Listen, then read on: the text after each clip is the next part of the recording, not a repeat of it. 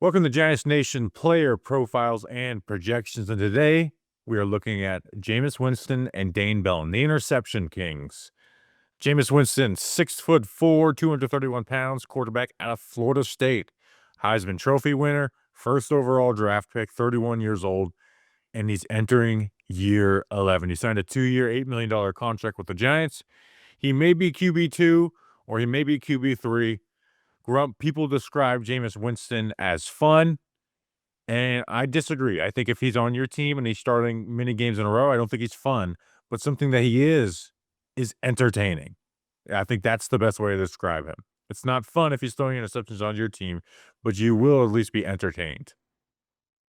I couldn't agree more. I mean, I really wouldn't consider like a multi-interception game as ever pretty much fun, but he's certainly going to air it out, and he's certainly going to give guys some chances. So I can understand where the I guess description gets a little bit backwards there. But yeah, guy who likes to air it out, never really wants to give up on a play,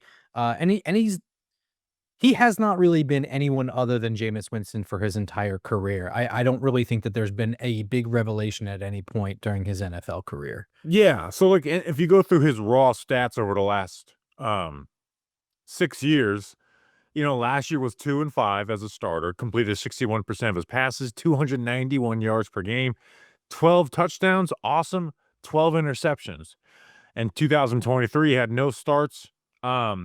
2022 he had 3 starts, went 1-2, 286 yards per game, 4 touchdowns, 5 interceptions. And then his 1 year with the Saints as a starter after Breeze retired, went 5 and people like to point to this year of like, see, this is what good Jameis could be. He went 5-2. He had 14 touchdowns and 3 interceptions. That sounds really good. Here's the kicker. He completed less than 60% of his passes and was averaging 160 yards per game. You're never getting that Jameis back again. 2020 no starts, and then his last year with the Bucks was the famous 33 touchdowns, 30 interception season, 319 yards per game. So he throws big time leverage throws. He throws a lot of interceptions. Like that is not something that, oh, well, try and work it out of him and you can coach that. No, Jameis is going, if he's starting for you, he's going to throw interceptions. It's not a matter of if, it's a matter of how many. Even last year he had 12 interceptions, and I watched 3 games of film on him. For my film breakdown of him when he Giants signed. It was actually my last film breakdown for Talking Giants. Um, there were 7 dropped interceptions in those 3 games of film, of which he threw 5 interceptions, I think, in those games too.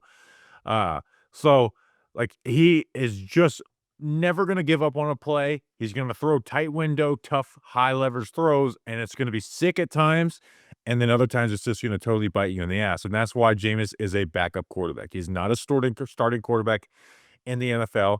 Uh, if he comes in, he's someone who can put up points, but if he's starting multiple games in a row, you're gonna lose more games than you win, and you're gonna be frustrated with him. Yeah, I mean, and it's not an accuracy thing at all. It's just riskiness. It's just opportunity. It's just trying to make something out of nothing. So I mean, he's pretty steady around his entire career, being around 60% completion percentage, and he's always like a 1-to-1 touchdown to interception ratio guy. Also, and I think a lot of it is just being predictably risky. I think he can be baited into silly throws and into poor decisions. I think other times, especially when the play breaks down and he's trying to keep things alive. The other thing that doesn't really get mentioned, he takes a lot of sacks. So like last year took 24 sacks in the time in which he jumped in for Deshaun Watson. The last time that he had a respectable touchdown to interception ratio, like you said, is that 2021 year where he was 14-3. 2019 was the last time really that he was like a full-time starter. And that's that last year with Tampa Bay. DJ's first win, week 3 was against him. We went, 380 for 626 for 5,100 yards, but like you said, 33 touchdowns to 30 interceptions, 47 sacks that year. I mean, he's just always going to be that guy. It's always going to be, doesn't want to give up on the play, always trying to keep it alive. And it's a respectable trait, but knowing when to give up on a play is a starting quarterback trait that he doesn't have. Yeah, I mean, he only had 4 forget even like, taking the easier option on a passing play. He only had 4 throwaways last year. Um, and he's actually not like throwing the ball deep a ton, right? I think people can uh like they say recklessness and deep passing are one and the same. Because like he's only 19th in deep throwing rate. He's not throwing a bunch of vertical passes, and he can throw those, and he can throw those really well. What he's throwing is in that 10 to 20 range, the intermediate, the toughest throws to make. He had the second highest rate in those throws after Michael Penix last year. He is just he is he is asking the offense to have high leverage passing concepts, to take hanging in there, taking chances, and he's gonna fire those in. Like when you draw it on the whiteboard and says, "This is where we want to go," that's where Jameis is gonna go. And if that's not there originally, he's either gonna force it in or he's gonna hang in there and try and force that or get to another high leverage throw. And that's where he gets in trouble. That's where he gets baited by, defensive coordinators. The Chargers got him where they were like baiting him into certain throws and they were jumping it. Now they had a lot of dropped interceptions, but he is just he is he is finding something and he is throwing it to it. And it's when it hits, it's sick, right? He has a big arm, he has a nice arm, but he's just putting the ball in harm's way so often. Yeah, I mean, the ball certainly looks pretty leaving his hand. Where it lands is sort of another story. In the context of what he is for the Giants this year, I mean, they signed him to a 2-year deal. It actually was signed before Russell Wilson, but it's pretty clear right off the rip that his role here was going to be the backup for whoever they brought in. I think that it's very difficult to predict how you're going to draft and if you're going to get your guy, but I think this was the quarterback scenario for the Giants this year was the ideal scenario for Joe Shane and Brian Dable outside of finding a way to magically get Cam Ward, which we all know was not going to happen. And that role really is to be a backup and a leader, someone to step in if Russell Wilson gets hurt before Jackson Dart is ready, and keep that aggressive game plan and keep troops motivated. And I guess like you hope that some level of that motivational spirit, that game leader, that guy in the huddle, you get that to rub off on Jackson Dart at some point. But with the way the contract is structured, he's here for this year with $3 million with a $5 million dead. And then next year, I suppose there's a chance he's gone, but I really don't see it. I think that he's here for the 2-year stay to be the backup next year too. Yeah, and his contract is pretty damn cheap when you expect to, look at some of the other quarterback contracts that went out, like Justin Fields getting 20 mil, Daniel Jones getting the money that he got, 2 years for 8. And again, it's not even just a 1 year, like he's got an opportunity to prove it here. He's stuck here for 2 years. Um, but even when they signed him, they had not signed Russell Wilson at that time. We were still all on Aaron Rodgers' watch. And at that point, people are like, "All right, he's the starting quarterback." And I was kinda like, "Nah, I still think they're in play for either Rodgers or Russ," because 1, it's a backup quarterback contract, and he at the end of the he cannot be a plan to start a lot of games. He just can't. So even if they were drafting a QB, it's like, okay, well, then Jameis is probably the backup to that guy, or they have a plan to go to that guy quickly, because if he's playing multiple games in a row, he is going to frustrate the crap out of you. And 31 other fan bases, when they're watching your games, are going to say, wow, that's fun. You won't be one of them, because watching your quarterback throw interceptions is not fun, and he's going to do that. Granted, there's going to be some tight window throws. Um, but it's just with Jameis, it's you hope you get it in small spurts, and that's with any backup quarterback. But the advantage you have with Jameis compared to other backups is like a lot of backups. It's like, hey, defense, run the ball, give us 17 to 20 points, don't turn it over. Where Jameis, it's like, hey, he's going to put up 31, 34 points. Hopefully, he just does not give up enough points to the other team to do that. I mean, you think of that Broncos game last year where, he has 400 yards passing, but he just throws away the game. Like, had more yards than anybody against the Broncos, the number 1 defense last year, but also threw the game away for them too. Yeah, I mean, for most backups, it's usually like some kind of ability problem. It's an inability to read the field, or there's an arm strength issue, or just no command, lack of experience, or things like that. And it's none of those things for Jameis Winston. So I would say he's like kind of an upper echelon backup quarterback where you can kind of continue a game plan. And again, a backup quarterback is a not good quarterback. So when you take that as being the goalpost right there, you're looking at different things. So, you know, with the exception of a couple of the ACL, I think he's a relatively healthy guy, despite taking 1,000,000 sacks, I guess. Um, and you should be able to you don't have to change any sort of offense for him to work, unless you're doing some kind of crazy conservative screen only and check down only kind of offense. Um, No, you can almost open up your offense when you put him in the game because yeah. there's everything is on the menu for Jameis. And I don't think again, I understand what Sean Payton was trying to do and rehabilitate him. At this point of Jameis's career, year 11, clearly a backup contract, 30 Jameis has accepted what he is. There's no reeling him in at this point. Like, it's a wasted effort if you're trying to reel Jameis in because Jameis has totally embraced what he is. And he's just kind of living off of that until his career is over, and then he's gonna go, replace Terry Bradshaw or whatever on NFL on Fox. Exactly. Um, you know what he's good at too? Body armor. And this episode is brought to you by Body Armor. How about that? Show them your body armor, Grump. Boom! Fruit punch body armor. This episode is brought to you by Body Armor Sports Drink. Rewrite your routine and choose better with Body Armor. Body Armor is real hydration with electrolytes, coconut water, and no artificial dyes, flavors, or sweeteners. With great tasting flavors like strawberry, banana, and orange mango, Body Armor will level up your hydration game. Grab Body Armor Sports Drink today at your local grocery store. Body Armor. Choose better. You'll be glad you did. You'll be glad you did. Let's talk about Dane Belton. 6'1", 205 pounds, 4th-round pick out of Iowa at 26 years old. He's entering year 4. Man, time flies. The time flies for the kid. And I remember on Dane Belton's rookie PPP, I said my goal for him was to be a Julian Love type of player for the Giants. And this was before Julian Love had his 4th year as a starter.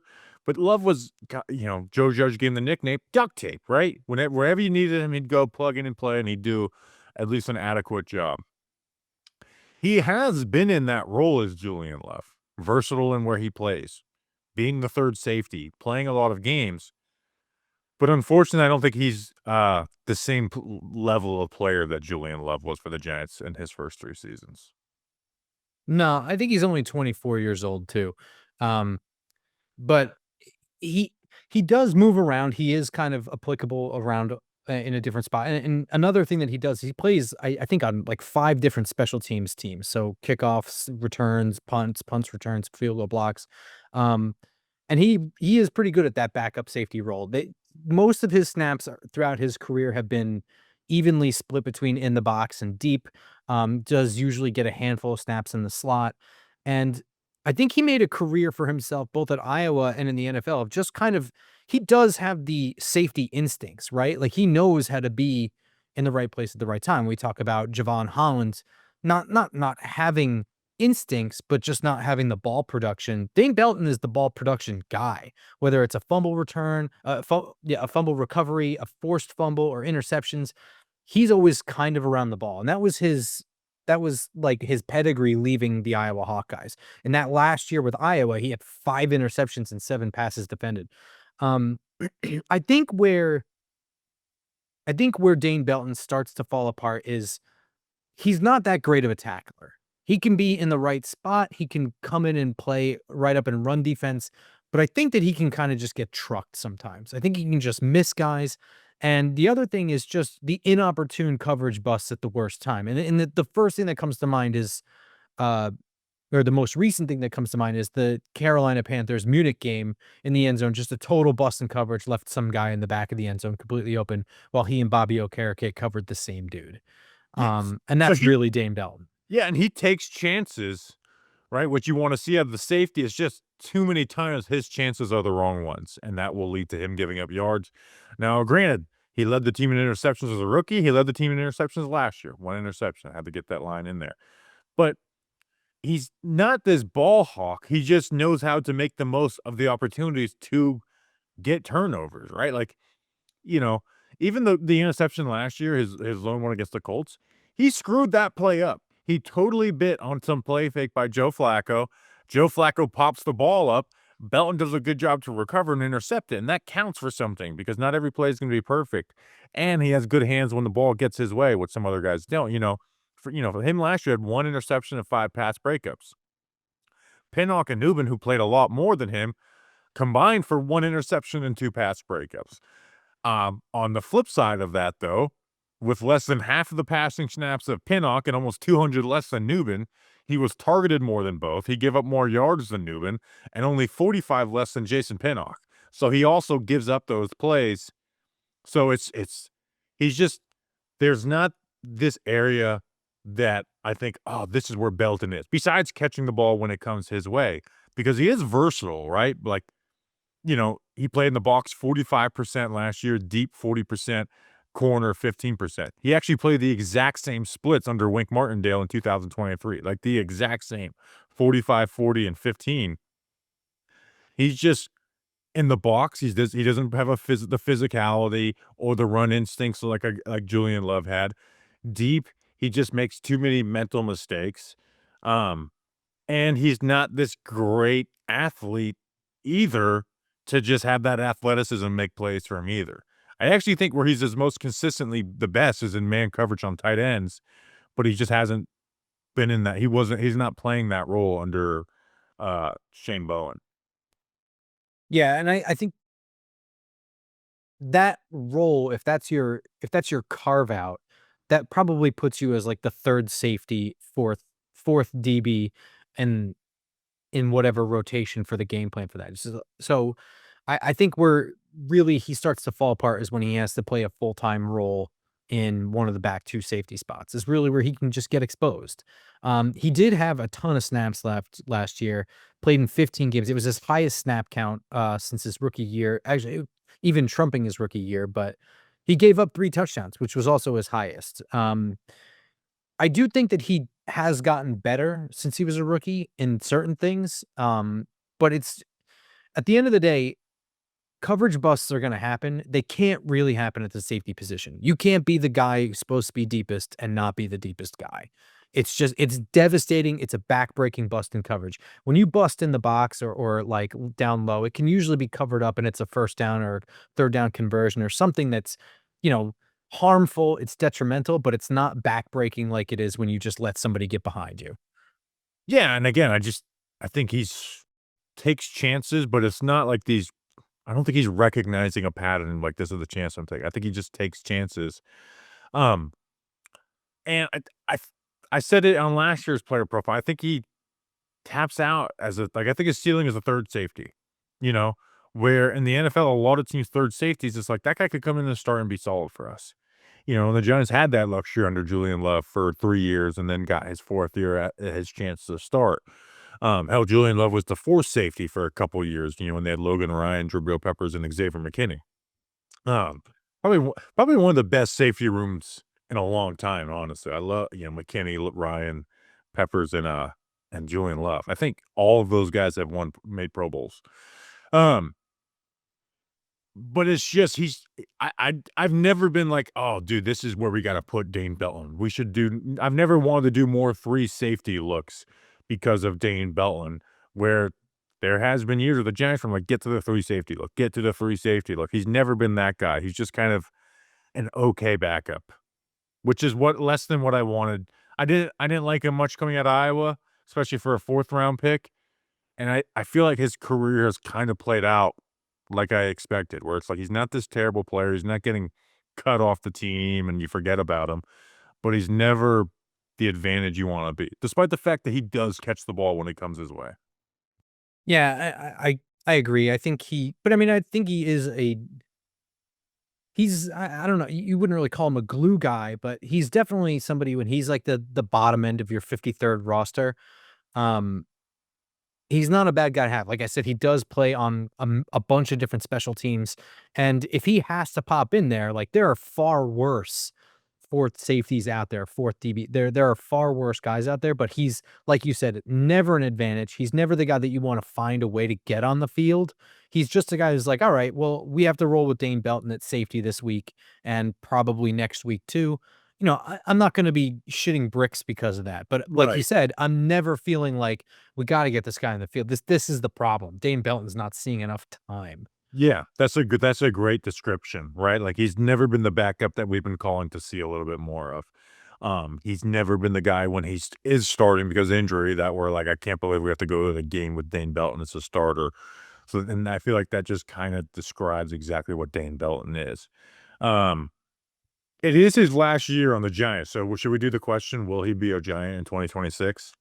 Well, I was actually gonna pose that question right to you. So, what is his market value to you? So, The this minimum last year. contract. Yeah, I agree. So if Joe Shane's here, they bring him back. If Joe Shane's not here, they don't he's not brought Right. back. And no one's gonna be fighting us for him, right? No, Giants will get first dibs and they'll get him back. And I think that that's perfectly fine. Like I said, there's a role for guys like this. It's that guy that if he has to pop in there and play, you can survive. And maybe he's active every week anyway because he's such a I don't want to say like an asset on special teams, but he's always where he needs to be on special teams, and he's not a liability. Right. Right. All right, that's an episode. We will see you guys tomorrow. Until then, let's go Big Blue.